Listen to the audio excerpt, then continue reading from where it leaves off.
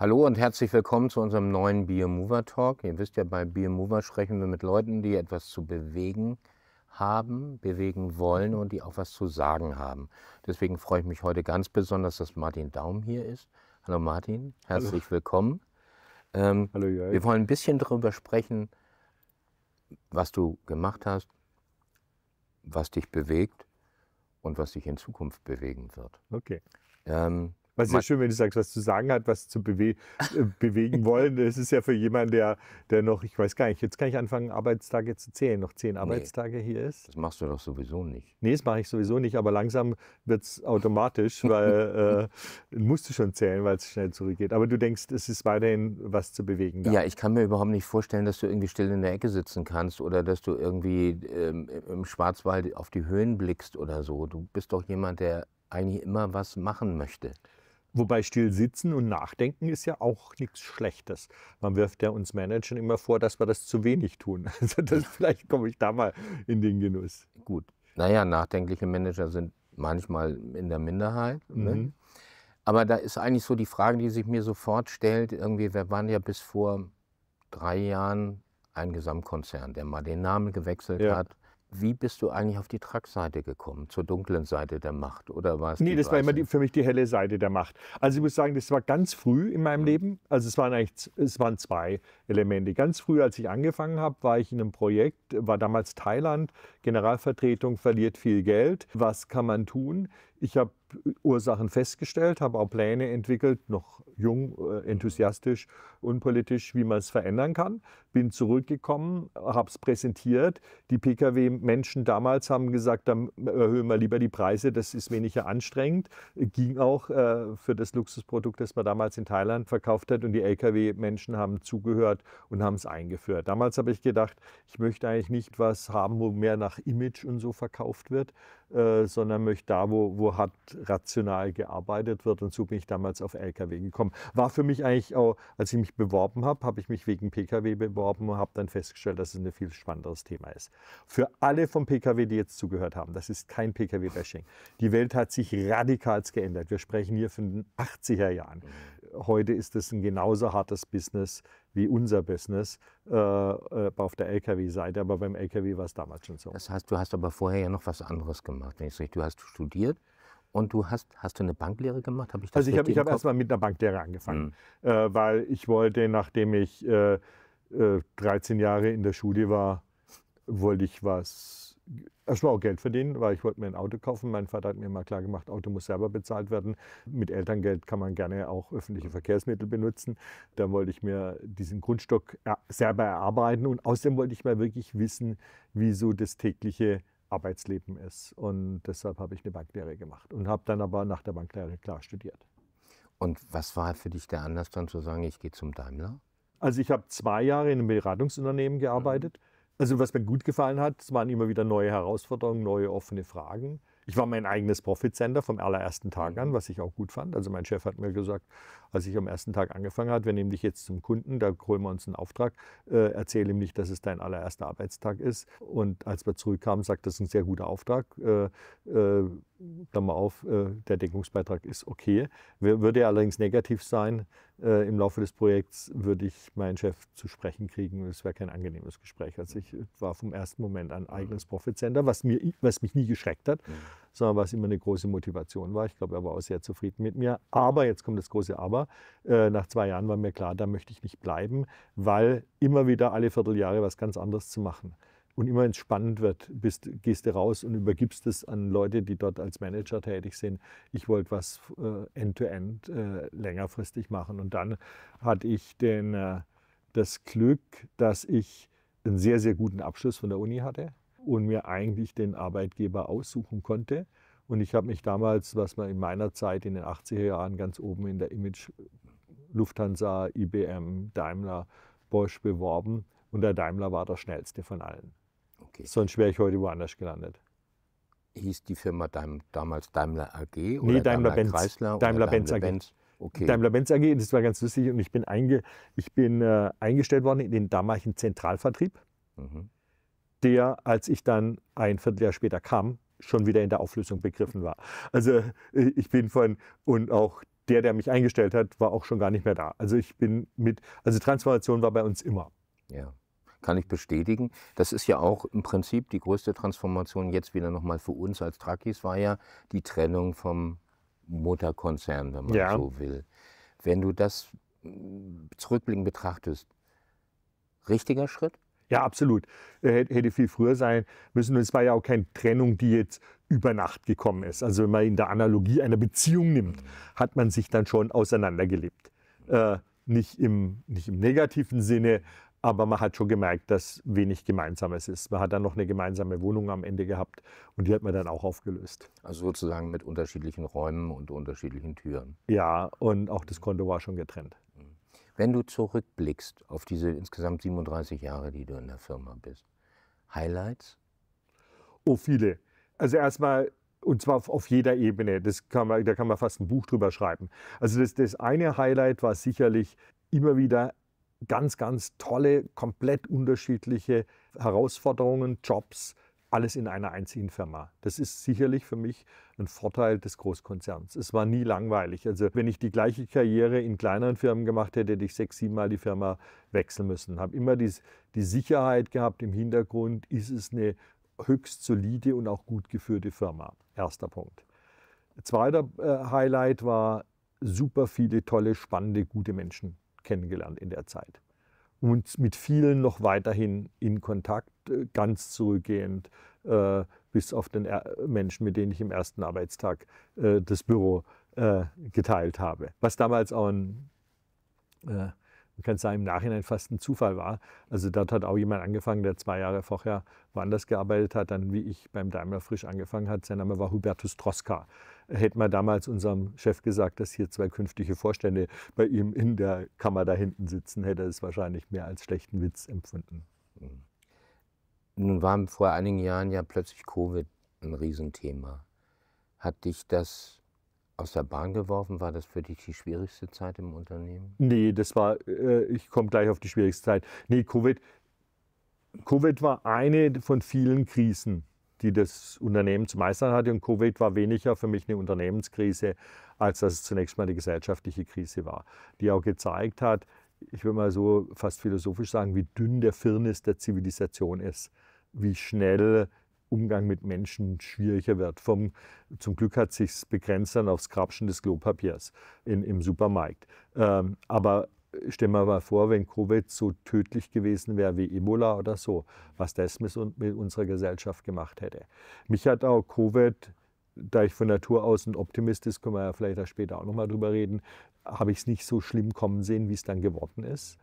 Aber am Ende hat es auch wiederum gezeigt, dass Probleme lösbar sind, wenn man dann Stück für Stück dran geht, es auseinander nimmt, nicht in Panik verfällt, sondern Step für Step löst. Und wir haben schließlich als Firma, haben am Ende nur ein einziges schlechtes zweites Quartal 2020 gehabt. Der Rest war beherrschbar. War ja aber trotzdem irgendwie ein ziemlicher Einschlag, dass wir praktisch Produktion eingestellt haben. Ja. In vielen Bereichen des Unternehmens, dass Menschen Angst hatten, miteinander überhaupt zu kommunizieren, ohne Maske, solche Geschichten. Das wirkt heute wie vergangene Zeit, ganz weit weg. Nee, aber es hat aber verschiedene Elemente. Es hat einmal die wirtschaftliche Elemente. Mir war eigentlich nie bange um unsere Firma, vor allen Dingen nicht um den Nutzfahrzeugbereich, weil du brauchst für eine arbeitsteilige Wirtschaft, für unsere entwickelte Zivilisation, braucht es einfach Nutzfahrzeuge. Das sind ja meine bekannten Gesetze der Nutzfahrzeugwelt. Erstmal, keiner fährt einen LKW, kauft einen LKW, weil er will, sondern weil er muss.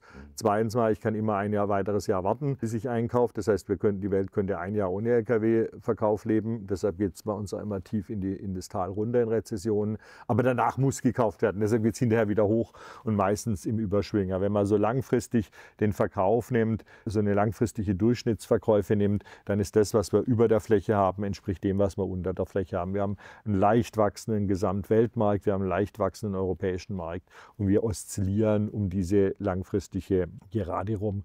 Und deshalb war es mir nie bange um die Firma. Wir sind hervorragend als Firma finanziert. Das war mir immer klar, war die alte Daimler AG genauso wie heute die Daimler Truck AG, war für mich immer wichtig, wenn man diese solide Finanzierung hat, nicht auf Schulden, gilt übrigens fürs Privatleben auch.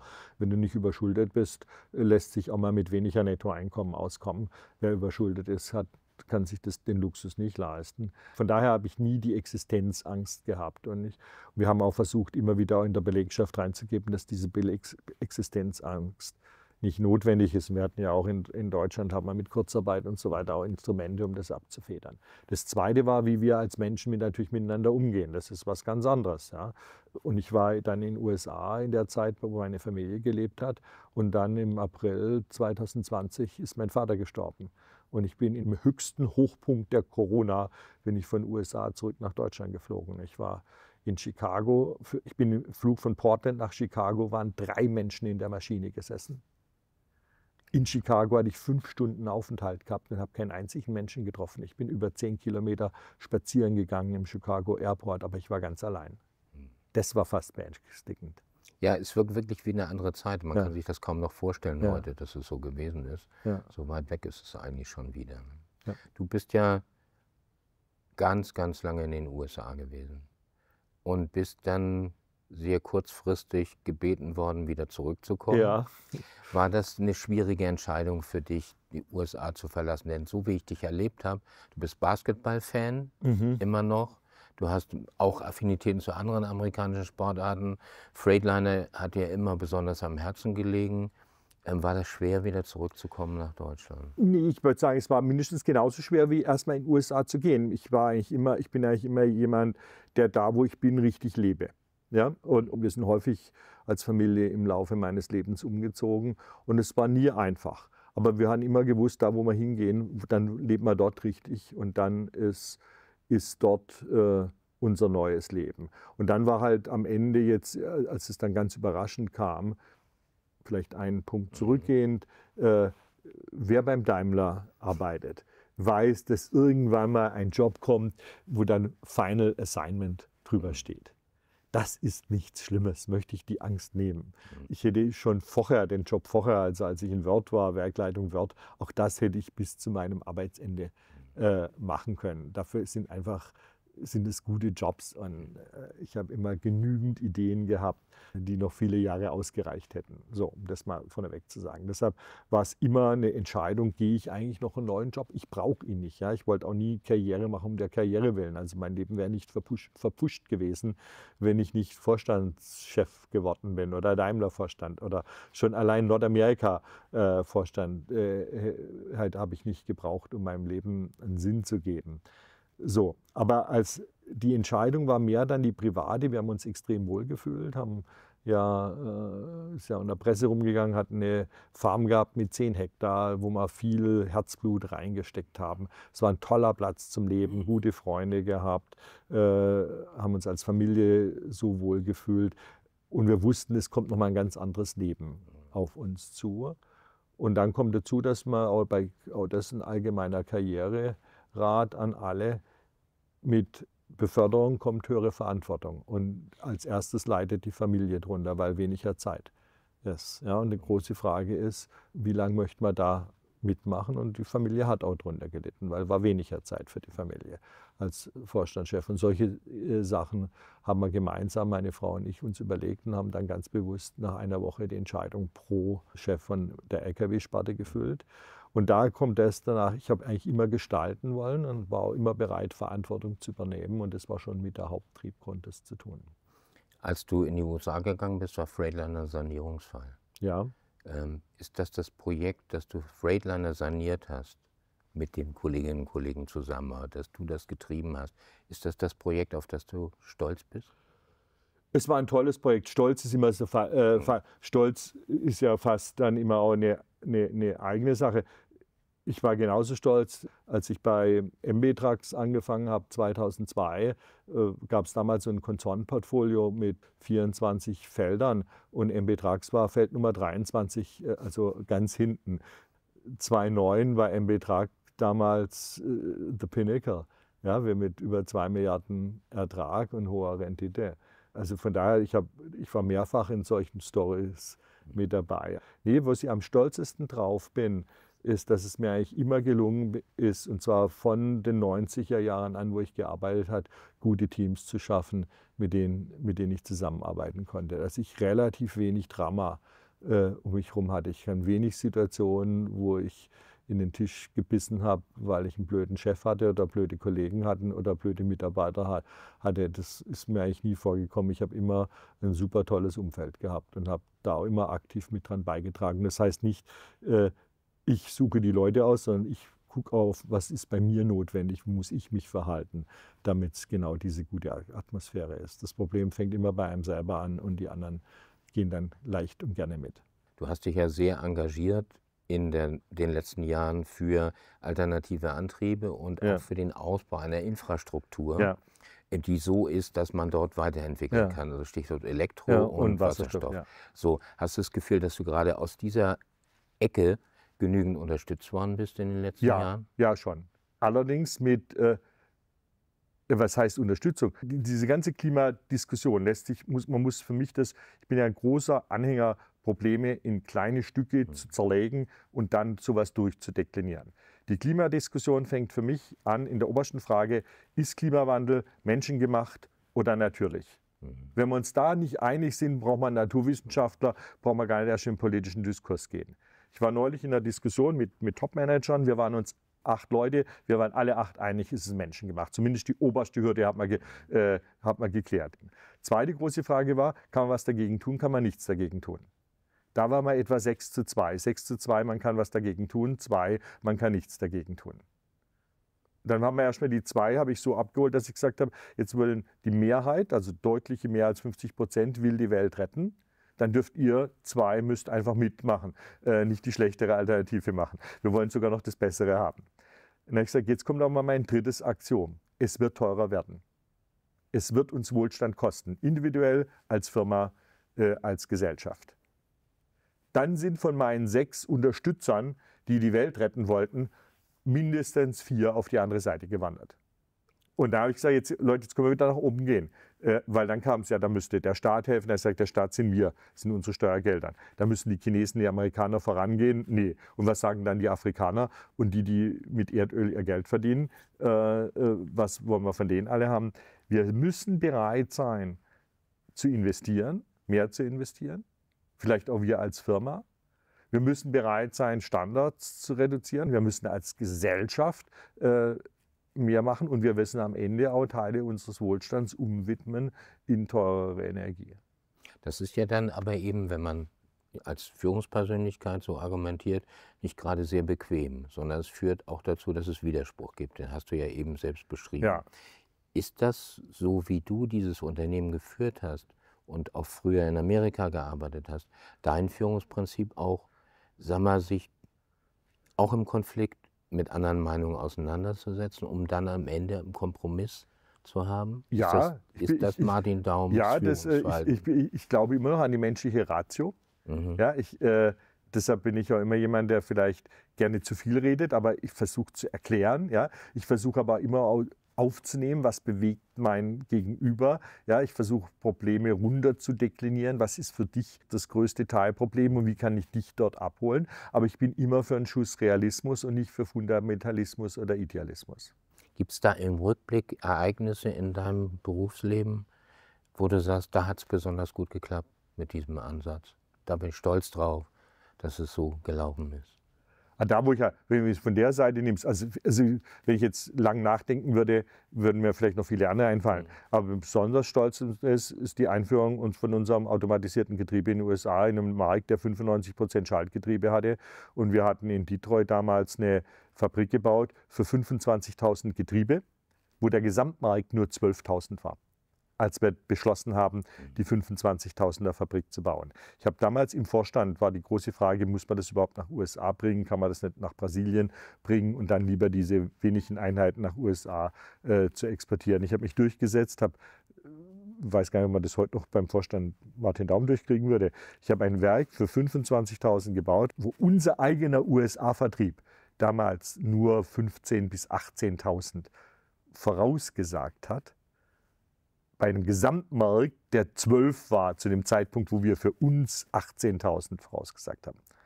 Also schon viel Optimismus da reingebaut gewesen. Als die Fabrik angelaufen ist im SOP, wurden im ersten vollen Jahr mehr als 50.000 Getriebe verkauft. Wir haben noch während der Bauphase die Fabrik verdoppelt, weil wir so den Markt komplett gedreht haben. Und das waren wir als Daimler Truck. Und das waren wir, die wir den Kunden erklärt haben, die wir wirklich auf die Bedürfnisse der Kunden eingegangen und da wirklich was super Tolles hin, also eine Geschichte um die Innovation auch gemacht haben, die voll durchgeschlagen hat. Ich kann mich noch gut daran erinnern, dass es hieß, das wird sich nie durchsetzen. Ja. Warum war das so ein krachender Erfolg? Weil wenn du mal ein LKW mit einem unsynchronisierten Getriebe voll beladenen Kenn Berghof ich von der fährst Bundeswehr. und du hast ein Automatikgetriebe, da ist so ein Tag und Nacht Unterschied drin. Dass der erfahrene Fahrer, der 20 Jahre Erfahrung auf dem Buckel hatte, mit einem guten Schaltgetriebe, der kriegt es noch gerade hin. Nur das sind ganz wenige, die das haben. Die meisten sind nicht erfahrene Fahrer. Und inzwischen ging es ja dann so mit Predictive Cruise Control, dass es einfach selbst der erfahrene Fahrer umgestellt hat auf Automatik, weil es einfach deutlich besseres Fahren ist. Hast du dich ja sehr engagiert auch für autonomes Fahren? Ja. Stichwort Talk. Glaubst du, dass das auch so ein Erfolg werden kann? Nicht heute, Ja, aber vielleicht übermorgen. 100% überzeugt. Ja, es ist machbar, es ist lösbar, es ist ein Riesenthema. Es ist auch nur dann lösbar, wenn wir uns immer wieder fokussieren. Wir sagen ja Hub to Hub, inzwischen sagen wir Easy Hub to Easy Hub. Was heißt das? Auf der Autobahn lässt sich autonom fahren. Auf der Landstraße und vor allen Dingen auf der Stadtstraße ist das unheimlich schwierig. Die eine Meile vom Hub auf die Autobahn ist schwieriger zu lösen, als die 1000 Meilen auf der Autobahn zu fahren. Auf der Autobahn selbst könnten wir heute schon fahren, autonom. Das ist die eine Meile, wenn du Gegenverkehr hast, wenn du Fußgänger hast, wenn du Tiere, Kinder, was immer. Skateboarder, Berglöwen. Was immer. Auf jeden Fall unpredictable. Auf der Autobahn selber ist es ein ziemlich klares, hat jeder seinen Vektor, also Vektor, Geschwindigkeit und Richtung in die gleiche Richtung geht. Wenn da irgendwas Außergewöhnliches ist, ist immer Gefahr, ist easy, während in der Stadt so viele andere Sachen sind, die in der Regel keine Gefahr sind, die aber dann von einem Computer erkannt und eingeordnet werden müssen. Geht Talk ja nach Texas. Ja. Ist das der nächste, der entscheidende Schritt, dass es auch dann irgendwann finanziell trägt? Finanziell trägt es sich an dem Moment, wo man normale Frachtverkehr macht, ohne dass Ingenieure das Ganze begleiten. Es ist wie bei jedem SOP. Wenn normale Menschen mit so einem Ding umgehen können, ohne großen Aufwand, dann ist SOP da. Wenn wir den SOP schaffen, das fahrerlose Fahren, dann haben wir schon genügend Kunden, die sich für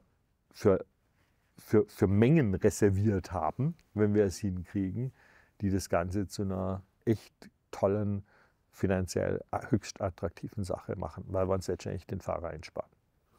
Wenn du jungen Leuten heute einen Rat geben würdest, wo sie sich beruflich hin entwickeln wollen, würdest du ihnen A empfehlen, in diese Firma zu gehen? Ja. Und B, was sie mitbringen sollen, damit sie hier gut, erfolgreich, zufriedenstellend arbeiten?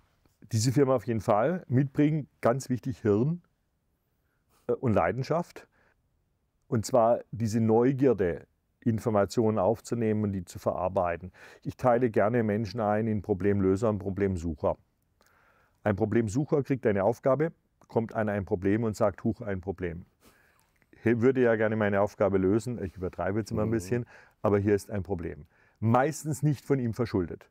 Scholz, Koalition, Chinesen, Chef, Zentrale, Budgetrestriktion, you name it, irgendwas. Ich würde es ja gerne tun.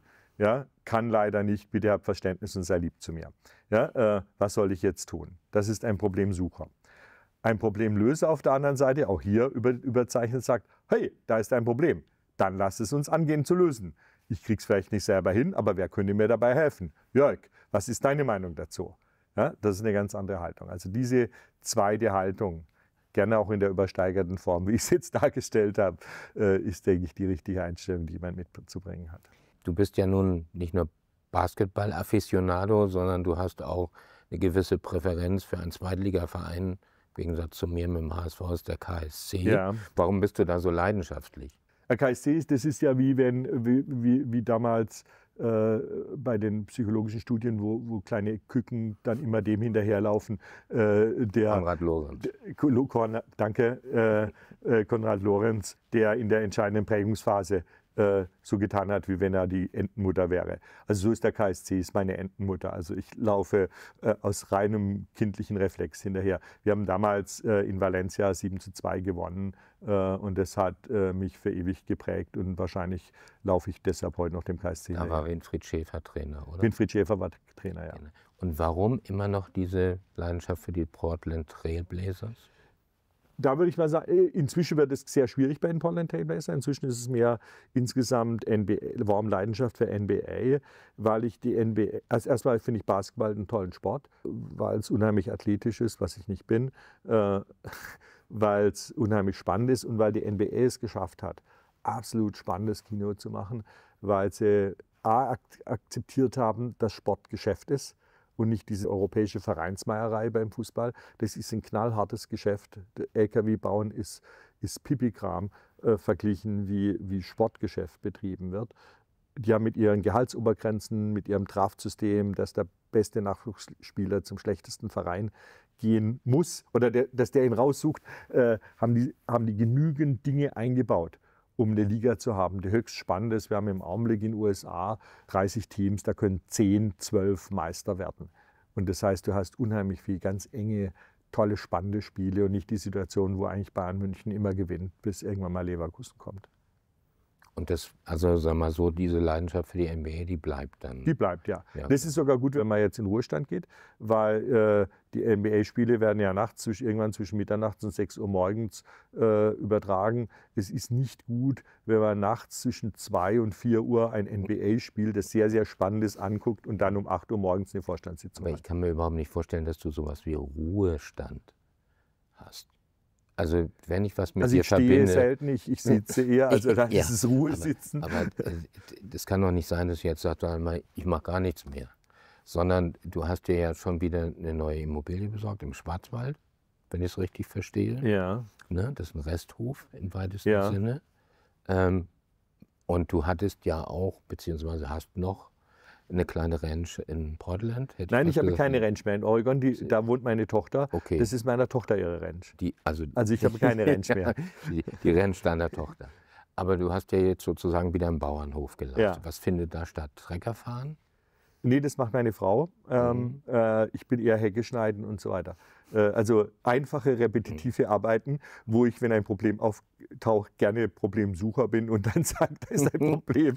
Ich kann leider nicht weitermachen. Und wäre Kommunalpolitik nicht ein geeignetes Nein. Thema? Warum nicht? Ich bin jahrelang Kommunalpolitiker Ja. gewesen. Das hat wahnsinnig viel Spaß gemacht. Kann ich mir vermisse das vorstellen, mal. aber da hat sich jetzt die Gelegenheit ergeben und ich gehe jetzt mal von aus, dass kein örtlicher Bürgermeister zuguckt.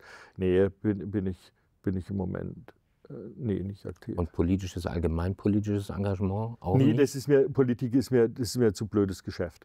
Also ich habe ja einmal jetzt neulich eine politische Aussage gemacht, wo ich in einer sehr komplexen Diskussion mehr Steuern auf Diesel gefordert habe. Ich erinnere mich. Ja. Und dann die arroganter Manager fordert 2 Euro pro Liter Benzin. Das war eine Steuer und habe dann einen Shitstorm ausgelöst. Das war eine so Verkürzung in der Headline einer sehr komplexen Diskussion, dass ich da eigentlich keine Lust habe, da mitzumachen. Übrigens, ich beneide keinen einzigen Politiker. Und du hast vorhin gesagt, ich kenne Habeck gut, ich kenne den Scholz, ich kenne den Wissing sehr gut. Ich beneide keinen von denen um ihre Jobs. Das sind die so in der Öffentlichkeit drin. Nee. Was ist dann? Was bleibt noch? Aufsichtsräte irgendwo? Warum muss immer was sein? Ich kann es mir gar nicht, also wenn ich habe Also dich ja zunächst mal, die Jahre erlebt und dann kann ich mir überhaupt nicht vorstellen, dass du still sitzen kannst. aber zwischen Stillsetzen und ein Amt haben ist doch ein großer Unterschied. Also zum Beispiel, was ich als Projekt habe, was ich unheimlich spannend finde und was ich unheimlich gerne machen würde, ist, mein Großvater hat die Geschichte von seiner Großmutter, seines Vaters und seine Geschichte aufgeschrieben, bis zu dem Moment, wo mein Vater geboren wurde. 1933. Ich habe also von 1870 bis 1933 äußerst spannend das Leben von 3 Daums beschrieben. Ich würde gern von der Zeit meines Vaters 1933, der es nie geschrieben hat, ich wusste, dass es zwar mal schreiben wollte, aber nie dazu gekommen ist, weil immer andere Pläne waren.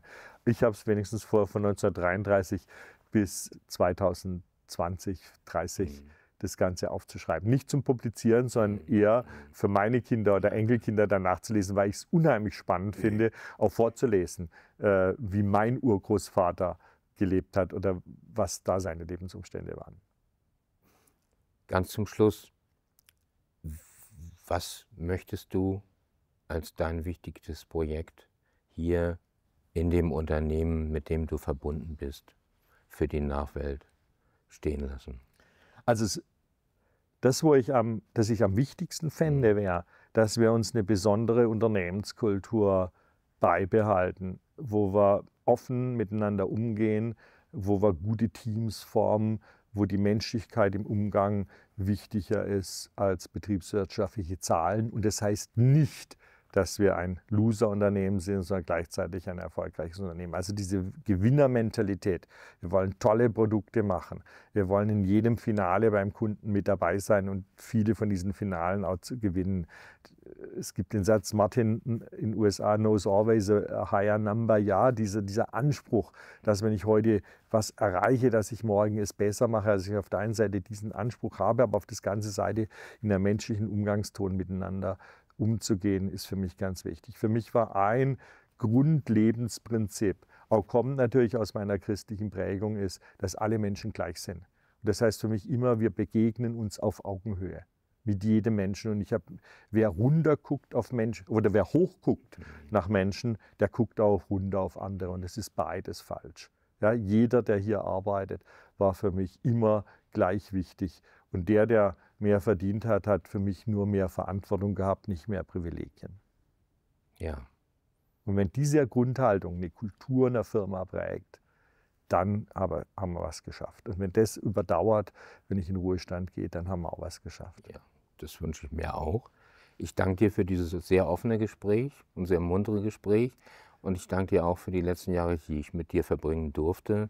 Es hat mir wahnsinnig viel Spaß gemacht und es war nochmal einfach ein Highlight. Ich bin übrigens der Ältere von uns beiden. Es hat mir ausgesprochen gut getan, das alles so zu erleben, wie es jetzt die letzten Jahre war. Nee, danke. Und ich möchte mich auch bei allen, die zuhören, bedanken, weil da sind unheimlich viele dabei, mit denen ich ganz tolle Erinnerungen habe. Also ich habe ganz, ganz wenig schlechte Erinnerungen an 38 Jahre bei der Firma. Und ich hoffe, dass jeder, der hier zuhört, dass er, wenn er eines Tages in den Ruhestand geht, genauso viel, deutlich mehr gute Erinnerungen hat als die schlechten. Gut, herzlichen Dank. Ja, liebe Zuhörer, liebe Zuschauerinnen, das war der Beer Mover Talk mit Martin Daum. Ich hoffe, es hat Spaß gemacht zu hören und zu schauen. Und dann bis bald. Dankeschön. Danke, Martin. Danke.